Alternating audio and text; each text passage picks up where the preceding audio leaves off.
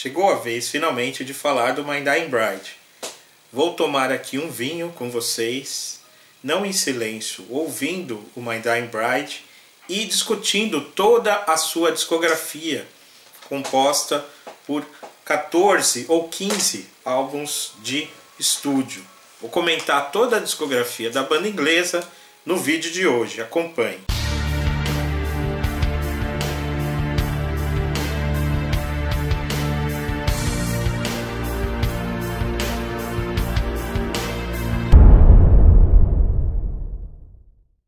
Um brinde à beleza do Death Doom Gothic Metal do My Dying Bride. Essa banda que eu tenho o prazer de escutar desde os anos 90 e que já lançou 15 álbuns de estúdio. Bem, não preciso falar muito da carreira dessa banda. Vocês que estão acompanhando esse canal e que estão acompanhando esse vídeo certamente já conhecem um pouco dessa banda. Eu já resenhei inclusive o último lançamento, o lançamento feito em abril deste ano, do último álbum do My Dying Bride, o Immortal Binding. Mas hoje eu vou falar de toda a discografia da banda.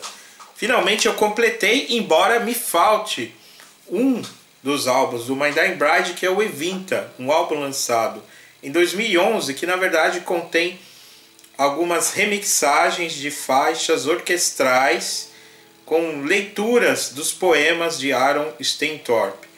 Então eu vou deixar esse álbum de lado, Se vocês quiserem, eu coloco aqui na discografia em 15º lugar.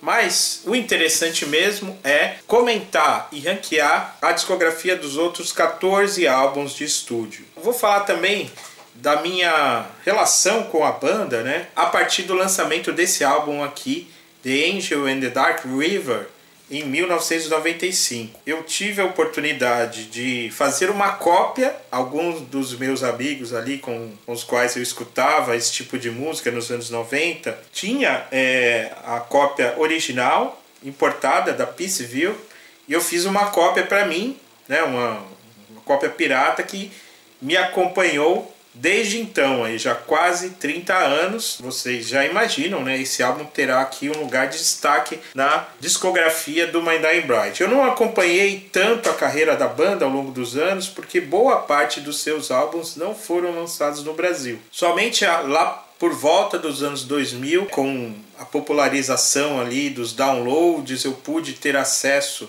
a toda a discografia do My Dying Bride até então, até ali o começo dos anos 2000.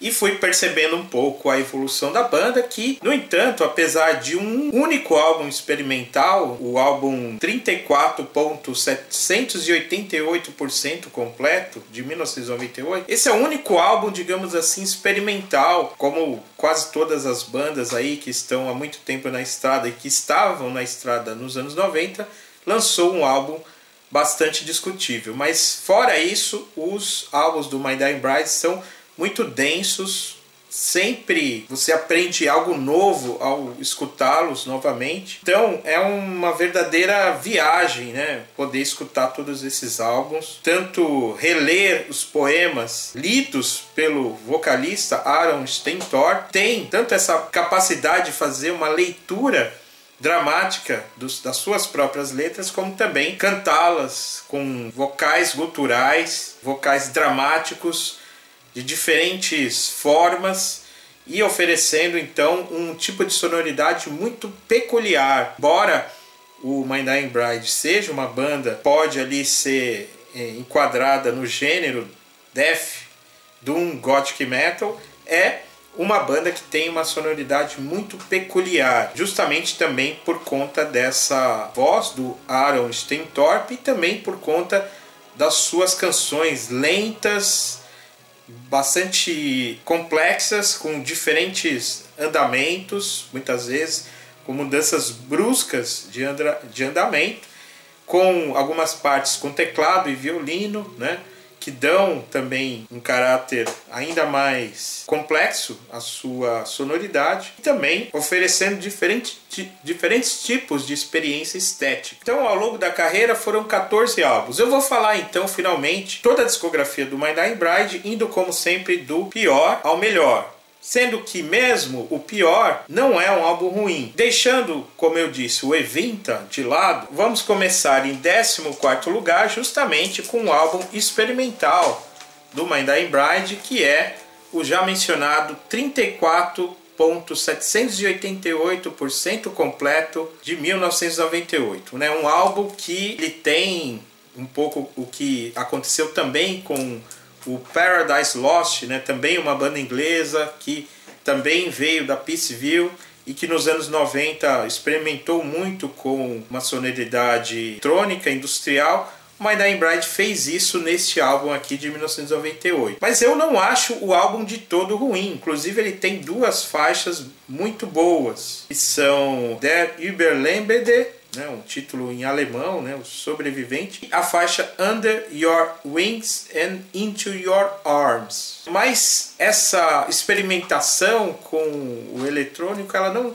caiu tão mal, ao meu ver, como caiu em outras bandas que seguiram esse caminho. Mesmo assim, os integrantes da banda e os líderes, né, são, além do Aaron, também o guitarrista Andrew Craigham, eles abominam esse álbum, entendem que foi um passo errado e, de fato, no álbum seguinte, de 1999, o The Light at the End of the World, a banda voltou à sua sonoridade, a consagrou. Mas esse álbum, mesmo sendo, né, interessante, fica em 14º lugar. Eu destaco, além dessas duas faixas, que são faixas realmente boas, também a faixa The Whore, The Cook and The Mother, além de Heroin Chic. São faixas que casam muito bem com a temática que o My Dying Bride desenvolve, né, nas letras, falando ali de um certo momento de angústia, despreendimento de regras morais, arrependimento.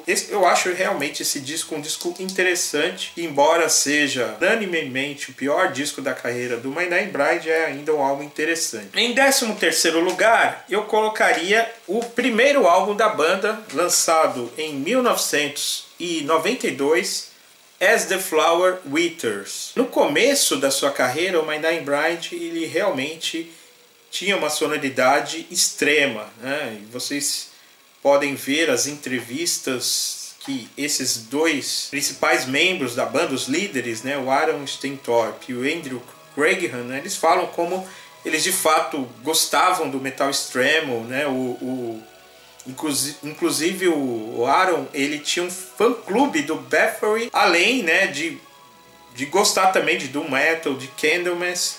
O guitarrista que dividia a guitarra com o Andrew na época, né, o Calvin, ele tinha realmente essa abordagem mais de death metal, né? E os primeiros trabalhos, os primeiros EPs, demos da banda são ali quase death black metal, né? Mas isso está presente um pouco nesse álbum, que é de fato um álbum interessante, mas é um álbum que ainda não tem aquela densidade que nós encontraremos nas obras seguintes. Por isso eu coloco esse álbum em 13º lugar, né? Um álbum que é raro, né? Difícil de encontrar. Eu consegui aí pela iMusic uma versão relançada em 2004 do álbum originalmente lançado em 1992. Em 12º lugar eu coloco o seguinte trabalho, o For Lies I Sar, lançado em 2009. Um álbum já muito bom, e aqui, a partir daqui, realmente são álbuns muito bons e que é muito difícil colocar um na frente do outro. Mas, para seguir, para dar andamento nesse ranqueamento, eu coloco For Lies I Sar em 12º lugar. Né? Um álbum que tem faixas muito boas, como a primeira My Body, A Funeral, a faixa título, Bring Me Victory, Santuário de Sangue, né? uma música que tem o título em espanhol, mas não as letras, e Death Triumphant, né, a faixa final. Um álbum pesado, como também foi muito pesado o álbum anterior a esse, que foi o A Line of Deathless Kings, mas esse fica aqui em 12º lugar. Em 11º, o álbum de 2012, que seguiu a esse, né, que é esse álbum aqui, A Map of All Our Failures. O mapa de todos os nossos fracassos. Esse álbum que também é muito bom, muito pesado. Esse aqui eu também consegui uma versão original, feito na Alemanha, acho que eu comprei lá em 2016. Mas esse álbum saiu, acho que no Brasil. E é um álbum muito bom. Taco aqui The Poorest Waltz Like a Perpetual Funeral, além da faixa título e Within the Presence of Absence, né? Dentro da presença da ausência. Além da faixa final Abandoned as Christ, abandonado como Cristo. Enfim, eu não consigo nem justificar muito porque eu coloco esse álbum em 11º lugar. Apenas porque talvez eu goste um pouco mais do álbum lançado em 2015, que é esse aqui, Feel the Misery. Fica em 10º lugar. Esse digipack aqui também comprei na Europa, logo que lançou. Não lembro se foi na Itália, na Alemanha, mas não vem ao caso. Mas também é original da Peaceville, né? A gravadora que durante muito tempo foi a gravadora do My Dying Bride, que lançou também, além do Paradise Lost, o Anathema, né? Então tinha ali o Peaceville 3, né? Os 3 da Peaceville, sendo o My Dying Bride aquela banda que realmente seguiu a orientação, digamos, e consagrou a banda que é esse gênero Death Doom Gothic Metal. Bem, Feel the Misery fica, na minha opinião, em 10º lugar, sendo, no entanto, um álbum muito bom, contendo faixas como a primeira, Am My Father Left Forever, To Shive in Empty Halls, uma faixa das mais pesadas da banda. Um álbum muito bom, pesado, dinâmico, difícil, né, de esgotar numa primeira audição, né? Nenhum dos álbuns do My Dying Bride são decifrados logo de cara. Realmente uma das bandas com uma discografia mais densa, né? E aí não é meramente retórica falar em densidade, em profundidade, em peso, mas é o fato de que a banda realmente consegue em cada faixa entregar uma coisa muito dramática, sentimental, pesada e ao mesmo tempo com linhas melódicas muito belas, né? Seguindo aqui em 9º lugar, um dos álbuns mais pesados da carreira da banda, que é A Line of Deathless Kings. Aqui também um original da Peaceville. Esse aqui eu comprei no Brasil, lá na Galeria do Rock. Claro, importado, um pouco mais caro. É difícil, foi uma das bandas que eu tive mais dificuldade para completar a discografia. E ainda me falta o Evinta, como eu já mencionei.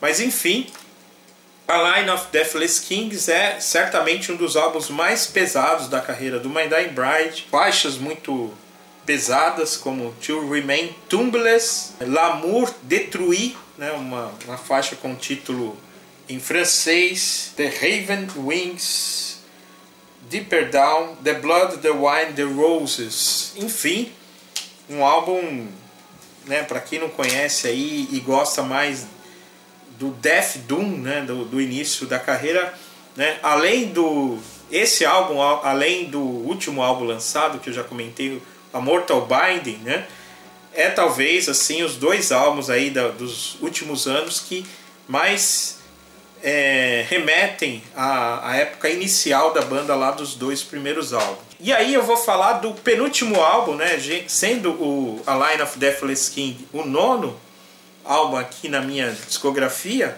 no meu ranqueamento. The Ghost of Orion de 2020 fica em 8º lugar, mesmo tendo sido um dos melhores álbuns de 2020. Um álbum muito bom, né, surpreendente, né, como a banda consegue ainda hoje lançar trabalhos tão fortes e tão belos. The Ghost of Orion, né, que é um álbum carregado ali de muita dor, né?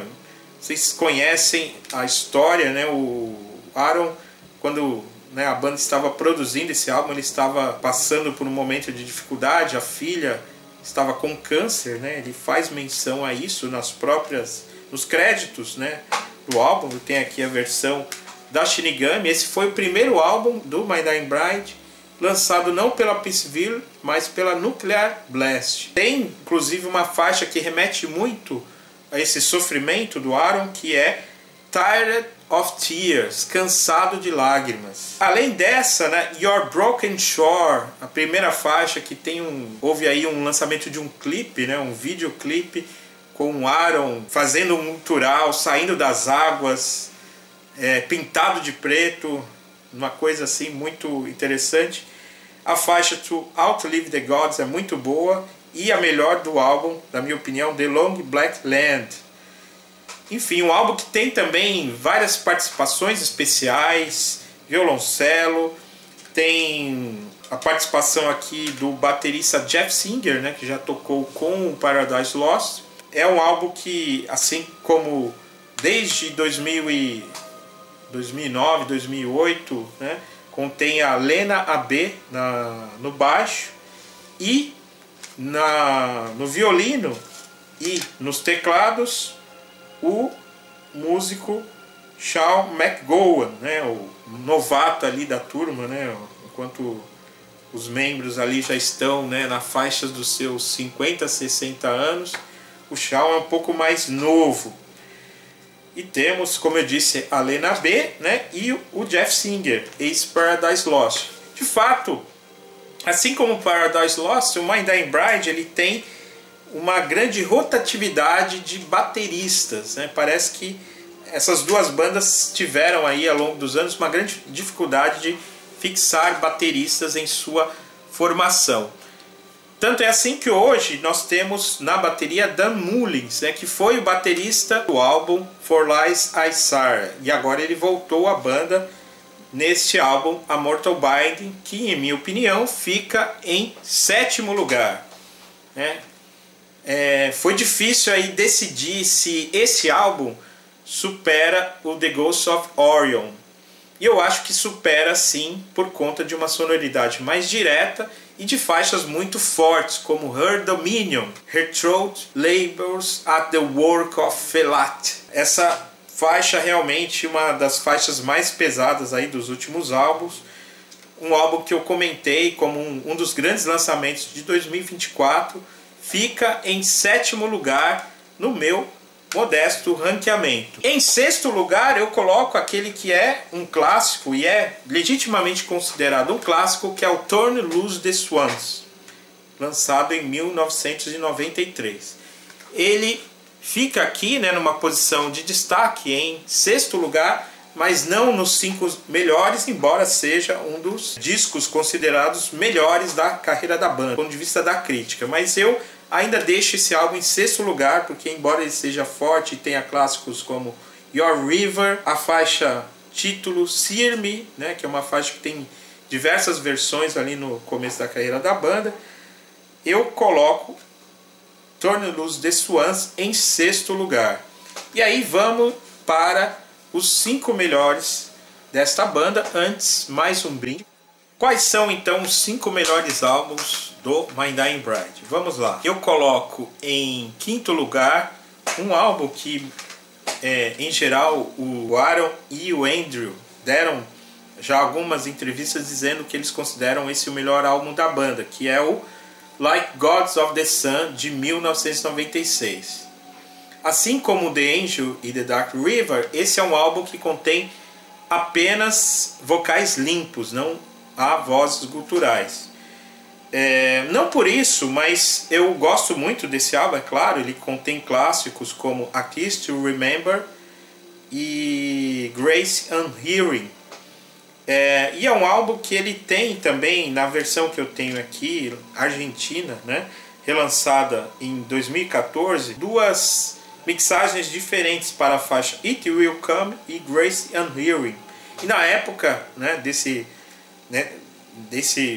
depois do lançamento desse álbum, né, o Aaron estava ouvindo muito Portishead e fez uma mixagem parecida ali com Portishead, e é um pouco também essa razão pela qual a banda no álbum seguinte, 34.788% completo, flertou ali com o eletrônico e o industrial. Mas enfim, esse álbum ele é de fato muito forte, mas eu não acho ele tão forte como os que vêm a seguir, como em 4º lugar o Songs of Darkness, Words of Light, um álbum realmente, né, sensacional do ponto de vista da beleza das letras, das canções. The Wreckage of My Flesh, My Wine in Silence, The Blue Lotus, A Doomed Lover. Mas o álbum inteiro poderia ser mencionado aqui porque é um álbum fantástico, né? E é de fato considerado, né, para aqueles que seguem a carreira dessa banda, como um dos melhores. Mas eu ainda coloco na frente o The Dreadful Hours, de 2001. Acho ele um pouco mais forte por conta das canções, né, a faixa título, que é uma das mais belas da carreira da banda.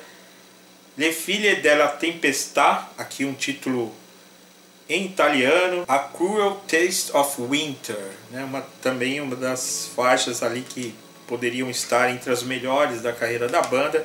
Enfim, The Dreadful Hours também é um álbum que eu não tenho como falar bem o suficiente.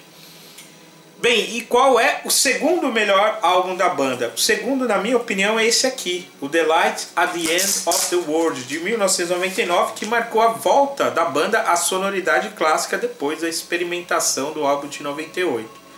The Light at the End of the World contém também algumas das faixas que eu mais gosto dessa banda, como She's the Dark, Eden Beast, uma faixa épica de 11 minutos, The Fever Sea, uma faixa mais curta, mas The Easy Script, Christ Liar e a terceira parte da trilogia Sirmi.